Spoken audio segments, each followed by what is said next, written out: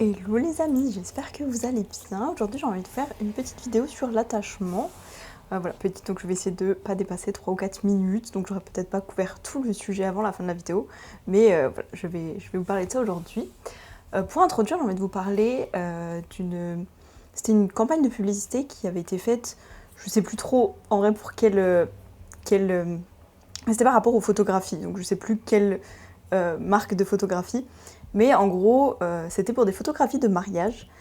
Et le principe de la campagne, c'était ils mettaient donc les personnes mariées, les deux personnes mariées dans une salle, ils leur montraient les photos de mariage et ils leur disaient ok, maintenant vous avez deux choix.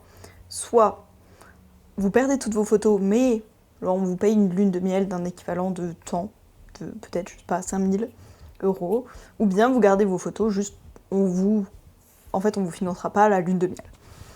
Et ce que je trouve intéressant ici, c'est qu'il y a une vraie question de est-ce qu'on est finalement est-ce qu'on est attaché à ces moments-là, est-ce qu'on a envie de s'en souvenir, alors que d'une certaine manière, c'est déjà dans le passé. Ce sera plus jamais dans notre présent, dans notre futur. Alors que là, la question c'est est-ce que tu veux garder une trace du passé ou est-ce que tu veux qu'on te finance une expérience nouvelle dans le futur proche.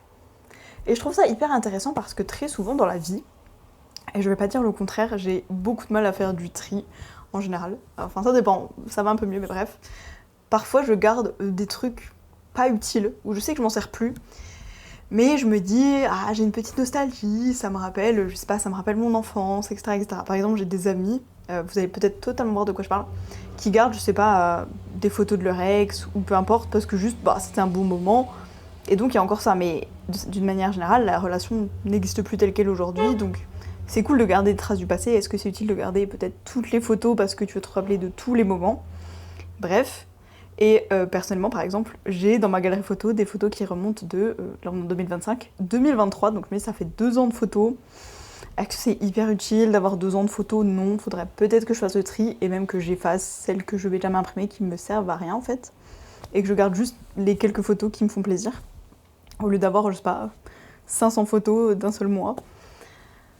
Voilà, donc il y a vraiment cette question de l'attachement. Et ce que je trouve assez intéressant dans cette notion, c'est que parfois ça va tellement loin qu'au lieu de juste être des possessions matérielles qu'on va pouvoir concrètement en fait conscientiser, de se dire oui je garde ce vieil objet parce que j'y suis attachée, parce que peut-être c'était à ma grand-mère, du coup j'y tiens, à mon arrière-grand-mère, etc. Peut-être qu'on a une tendance à faire ça avec vraiment plein d'objets.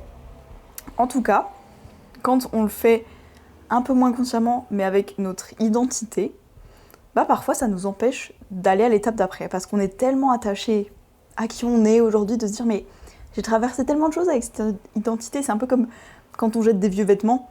Il y a des personnes qui ont une énorme facilité à jeter des nouveaux vêtements parce qu'elles en veulent des nouveaux tout le temps. De se dire moi je veux toujours du nouveau, non je vais pas réutiliser des vêtements que j'ai déjà portés. Et donc peut-être que ces personnes ont une facilité déconcertante à passer toujours à des nouvelles choses sans jamais forcément se fixer. Je sais pas. Et il y a d'autres personnes qui se disent « Ah, mais ce t-shirt, je le mettais quand j'avais 14 ans, ok, maintenant j'en ai 42, mais quand j'avais 14 ans, tu sais que, je sais pas, c'est là que j'ai eu mon premier baiser avec mon petit ami de l'époque. Donc il y a beaucoup de souvenirs avec ce t-shirt, je le garde. » Et je sais que je vois beaucoup ça, j'ai pas envie de dire chez les personnes âgées, mais par exemple chez mes grands-parents, il y a plein de choses qui sont stockées. Des fois, ils me sortent des trucs. Tiens, ça date de je sais pas quelle année, 1970, il s'est passé ça. Des cartons de magazines ou de catalogues, ou bien ah tiens, ça c'était à tes parents quand ils avaient. Oh, regarde, quand ils avaient 3 ans, ils portaient ça, ou je sais pas, des trucs. Pourquoi vous avez gardé ça? Pourquoi c'est encore ici? Et, et finalement, en plus, ça laisse plein d'énergie qui pourrait être utilisée par d'autres. Par exemple, voilà, je sais pas, des vêtements d'enfants de 3 ans. Et qui vous pèse, qui nous pèse, qui me pèse, et qui stagne.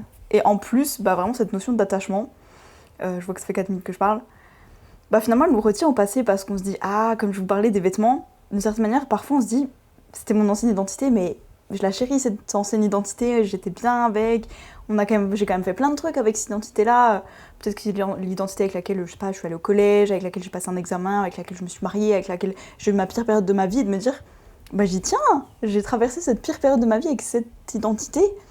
Et avoir du mal à lâcher ça, c'est avoir du mal du coup à accueillir ce qui est après pour nous, ce qui vient ensuite. Et voilà, je trouvais cette notion hyper intéressante, donc je ne l'ai pas totalement couverte aujourd'hui, mais j'ai envie de vous en parler un petit peu, donc je l'aborde ici. Dites-moi ce que vous en pensez, si vous avez envie que j'aborde un peu plus une certaine notion par rapport à ça. En tout cas, je vous fais des bisous. N'hésitez pas à me dire en commentaire quel est votre lien à l'attachement, votre relation avec cette notion. Moi, je vous fais des bisous et je vous dis à demain.